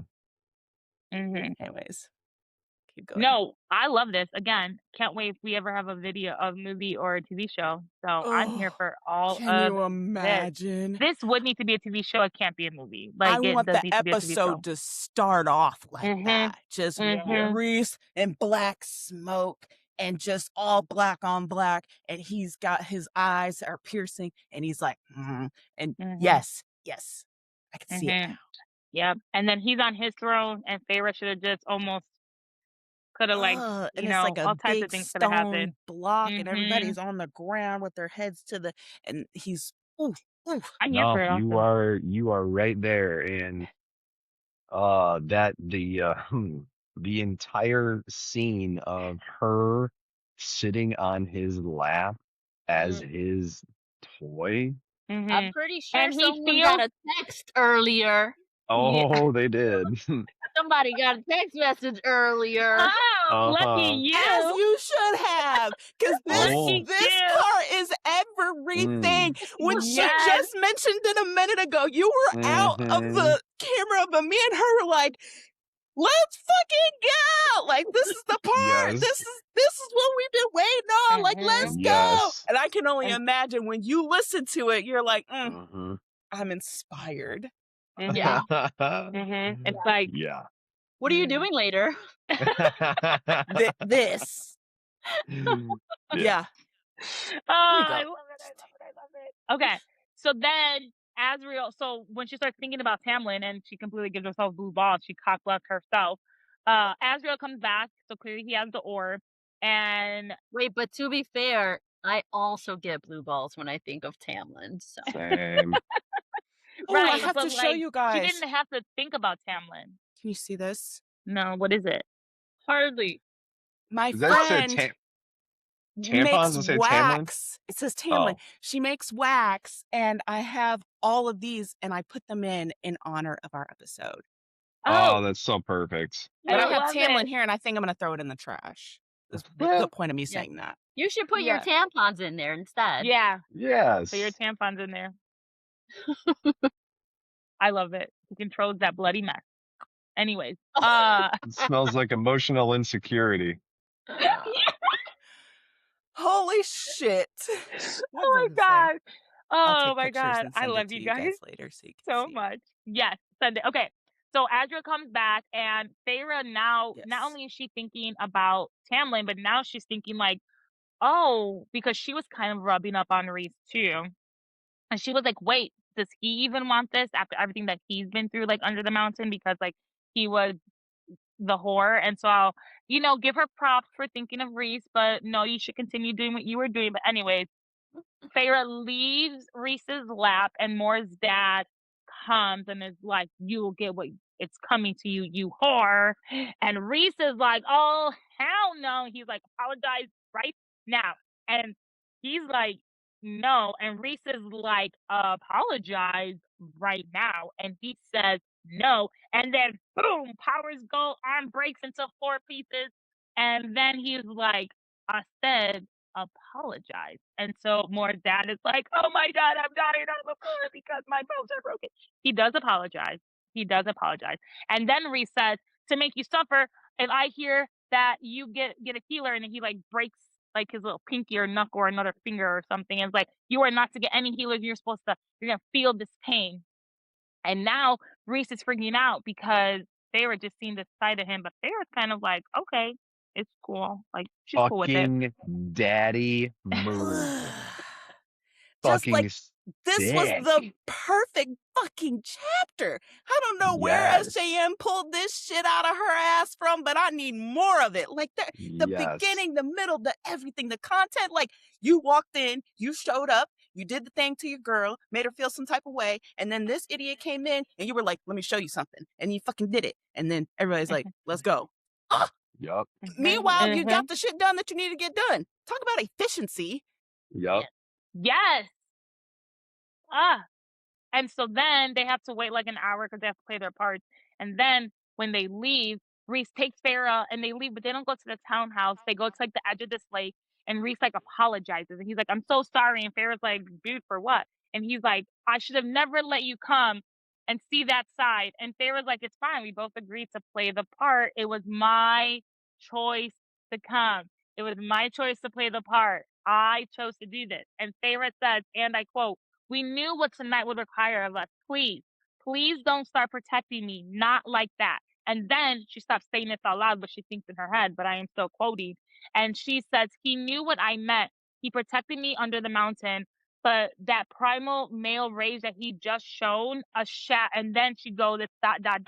Then she sees a shattered study splattered with fresh paint through a memory. And it's like, we're having this PTSD moment here, but like, she knows this is Reese and not necessarily Tamlin. And then Reese says, and I quote, I will never lock you up and never force you to stay behind. But when he threatened you tonight, when he called you whore, it's hard to shut down my instinct. And now Feyre's really thinking of Tamlin, and he's like, well, he was acting on his instinct to protect her, blah, blah, blah, blah, blah, blah. And Reese says, and I quote, I will kill anyone who harms you. I will kill them, and I will take so damn long doing it. And now he's like panting, so it's kind of like, it's a little hot, everybody, because now he's like panting. Oh, this whole scene and is it's hot. like, Are you go kidding ahead, me? hate me and despise me for it.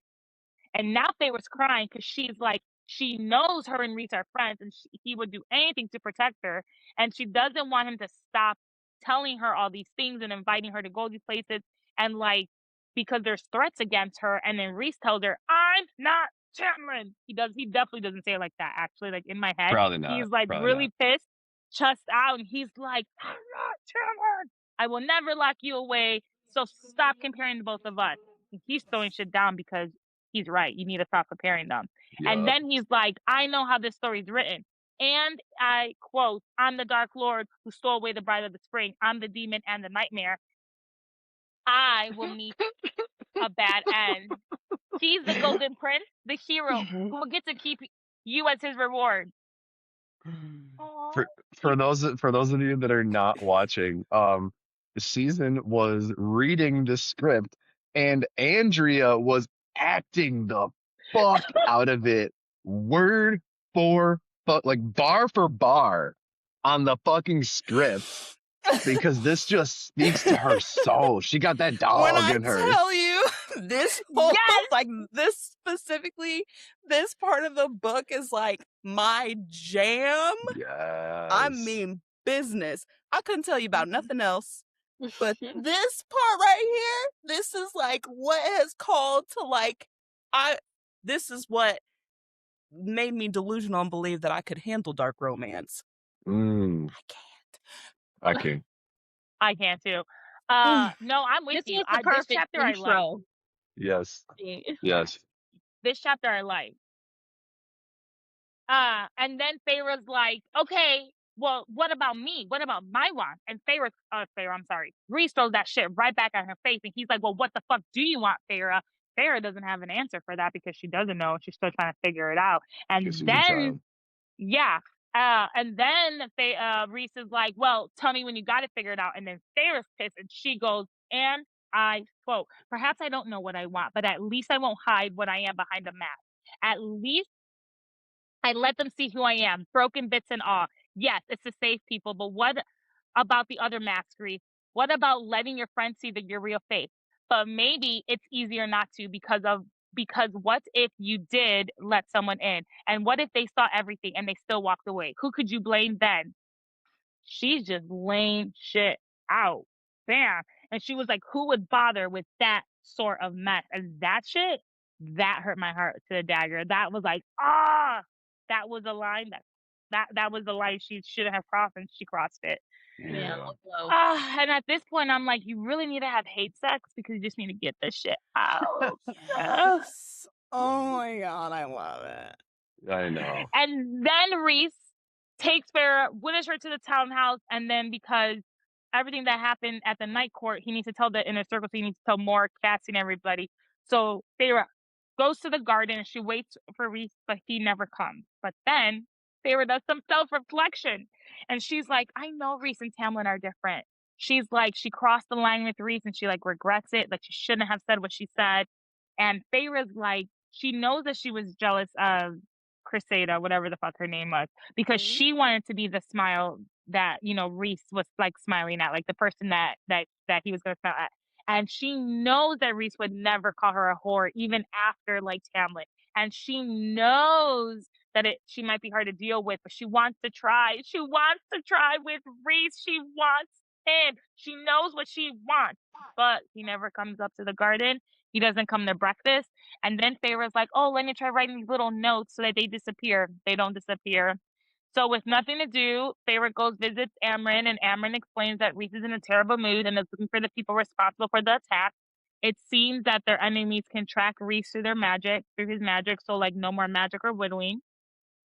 Feyre, then she is told that Amryn then says that Feyre and the rest of the crew are going to fly down to an Illyria war camp, and they're going to wait there until the queen send word, but they're going to go after Starfall, which is in about 2 days. And Starfall is something special. More about that the next episode. But Reese hasn't experienced it in 50 years, and everyone's expecting him to like be there. But everyone outside of the Night Court celebrates this as Nizar. So not or Ninsar. But this is outside of the Night Court. Everyone else in the Night Court celebrates Nightfall. And then Amryn tells Feyre, and I quote, when Reese came back, he was a ghost. He pretended like he wasn't, but you made him come alive again. And so,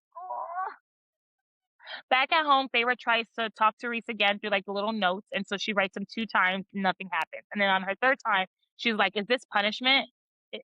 Like, is this what you do to people like in your court? You don't give them a second chance, or are you a hateful coward? And then the note disappears, but she doesn't receive a note back. But it's time to get ready for Starfall. End of chapter. Dun-dun-dun-dun. Almost chapter 55. That's really tough. There's something to be said about like when you've got 2 people that are in a situation where they're like mad at each other. One person can be ready to process and talk about it and move on or try to move past it, but like forcing the other person or trying to put them in a position to where they will talk about it, like really trying to force that is I feel like that's what Feyre's trying to do. She's trying to make Rhysand ready to talk about it, and instead of waiting for him to come back, giving him the space he needs. Yes, yeah, it's tough. Because she's trying to be she cute should have wrote, about I'm it, sorry. which is not cute. Like this isn't a cute topic, lady. Like you know. But you know what I do respect in this situation that she didn't have the maturity for with Tamlin is the fact that she was willing to say to his face the thing that was hard for her to say, hard for him to hear. But she said it. And that's the type of person Tamlin needs in his circle, somebody who's going to be real and honest with him. Yeah. But Feyre wasn't mature enough at that point. Yeah. Also, I do agree with you guys that like she does need to give him space because she said what she said. But I also think that they needed this fight to happen because, like he said, he is the Lord of the Night Court. Like at some point, she was gonna have to see this side of him, and like he doesn't want her to see this because of like her PTSD and like, you know, at the end of the day, he doesn't want her to compare her to Tamlin. And like, so she like, they needed this because like she needed to see this and see that he wasn't Tamlin, but she did need to see his vicious side, right? Like, so I think they both needed it though, because I don't think they could have moved forward until she saw that side. Yeah. If that makes sense. So yeah. Yeah, totally. But also I'm just gonna play devil's advocate. She did tell Tamlin, you know, like she essentially was begging him, like, dude, you cannot lock me up like this. I need freedom. Like she was saying the hard things, but he was not receptive at all. Whereas Reese heard her. And that's really the difference because now that I think about it, yeah, she did say what was hard, but she's often said what's hard, but has never been taken seriously. Never Do been you heard. think that Reese felt an obligation because of the mating bond? I do think so. No. I think he was pretty genuine about it. I mean, how many times have we heard about a mating bond where the two people just didn't like each other, they didn't get along? I don't know that I saw it as an obligation. It was still a choice. You know, every action is still a choice. Yeah. And he's respecting the mating bond for sure. But he's still giving her a choice, giving her a voice and hearing her, giving her space. But I think that also goes to his who he is as a person. So I do think it influences because he said like his mom had the mating bond with his dad, but his dad was like not a great person, right? Like every Exactly. person who's had like a mating bond, and doesn't Lucian's dad and mom have it too? And like they're like these men are like genuinely bad men, like they're not good men. So they're just reflecting that in their partner. But I think because Reese is a good guy, yeah, to your point, he's giving her that choice. But I also think he does feel because he's a good guy, an obligation with the bond. So I think yeah, for two I don't things. know. But I tend to disagree with that. I feel like they have so much chemistry, oh, they definitely have chemistry. I but agree these with that. things are just coming to them genuinely, you know, like just like, you know, like if Derek and I had a disagreement, like, you know, we might give each other a little bit of time and then come back level-headed. Like we're not gonna fucking fight and argue and shout at each other. We're gonna be like, you know Give what? each other space to Let's process and let's then come back yeah. together. And then we'll recollect when you know, when we've recollected ourselves, then we'll talk about, you Yeah. know. And I think that's even something that has come up recently is like when we process separately. We don't necessarily always process together, especially when it's something internal. But we process alone and then we come back together to talk about it like, you know, fucking adults. I think that's the way it has to be. Because if you don't process it on your own self, how are you? Oh, there's plenty of people that don't do that. That Yeah, I mean, force look, their partners to process for them. I mean, it seems like Tamlin was trying to force Feyre to process things, or excuse me, not process anything. Yeah. No, he just wanted her to sit on a shelf. Right. He wanted She to could stay a control child everything. forever. Right. So I guess he's a what? Pedophile. He ain't Okay. shit. Yeah, because he ain't shit. I agree. I agree with all this. Like I said, I agree. Guess Tamlin what? I P. didn't Diddy. say in Tamlin's defense or whatever. Johnny, you did. I did not defend that guy. I was like, oh, I guess you were defending Feyre, but I didn't say it at all this episode, guys. Woo. Okay, Which is wild that she's defending Feyre because we don't fucking like her. Yeah, I don't even like her, dumbass. We don't like her. Well, we'll get to the Sassy Topic because Sassy Topic kind of is about character development, and I already gave you my little piece on Elaine and why she's a little shady. So, Sassy Topic. How does the inner circle redefine Sarah's understanding of bonding and healing? Because they each help her differently. Like, and I think that's important for us to identify that because we could take that into the real world. Like that, this is like Sarah J. Maas did wonderful in writing this and like coming over like trauma and things like that. What is it? Say it again. So how did the inner circle redefine Farrah's understanding of belonging and healing? Because they all kind of help her differently. Belonging and healing. It is hard to answer that question because the answer is in your question. Like, she had community here, you know, and everyone has taught her a different thing, you know. Cassian is teaching her physical strength, right? And Moore is teaching her more. I feel like she's just teaching her girl, like, But what you need girls that. do. You need a girlfriend. Like, she never had mental that. strength, So it's like, yeah, everyone is it's teaching her.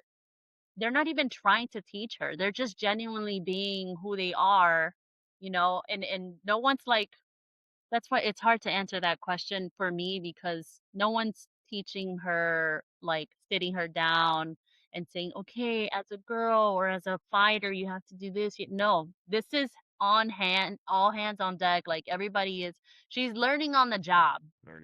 You know, there is no, you know, everything has been, she just kind of was thrown into there and they immediately started, you know, doing side quests and shit. Like, No, I I don't think even you think answered the question, Jody. I think you literally answered the question. I think, like, I don't think I'm looking for like a specific. Yeah, I'm not looking like a specific, like every single person or whatnot. But like you said, they're the ones teaching her how to do all this. And for me, that's what friends are. That's what your found family is. Like they teach you these things, right? Like yes, there are there certain things that she's getting with like Cassie and who's teaching her physical strength, whatever. But he's not only teaching her physical strength in these, again, because we don't have 5 hours. He's also was like sitting her down and talking with her and be like, hey, like let's do that. Like he was just like helping her open up. Reese, same thing, was helping her open up. More is being that girl. I think Amryn is showing that like sometimes you got to do shit and not care about what people think, and you just got to do it. I'm a little iffy on Azriel, but Azriel always has her back, so like whatever. But like they're all teaching her like these are all things you need for like a family, for friends, and she was never had that. So, and I think that's And important. yeah, to your point, like there's been so many times where like Cassian, for example, he's teaching her this hand to hand combat or whatever. And in doing that, he also like has like these little side conversations about Reese or about other people, which she's never had that before.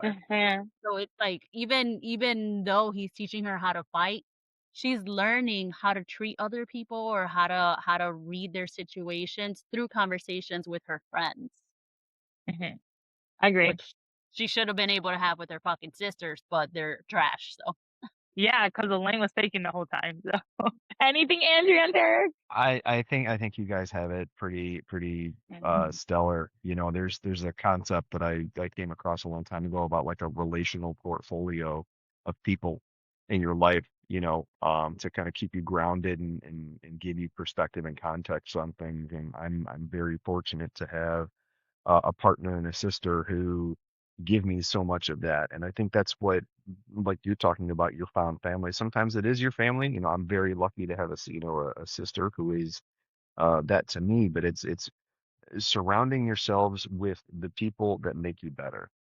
You know, the people that lift you up, the people that make your day better, the people that make you better. And Feyre is incredibly lucky to have literally stumbled across that, you know, and that's what I love about these characters, and that's what I love about the inner circle is just how supportive and how genuine they are to each other. They just want each other's success. yeah, and they don't cross lines. No. You know, and when it's not their story to tell, they don't be telling stories, you know? That's just Gossip Girls at that point. I love me a good Gossip Girl, but yes. Okay, well, thank you for doing this episode with me. We had a lot to say. Can't wait to edit this. Can't wait when I edit this and I see Andrea do her thing with me. So I'm ready for it. But have a good day, everyone. Bye. Bye.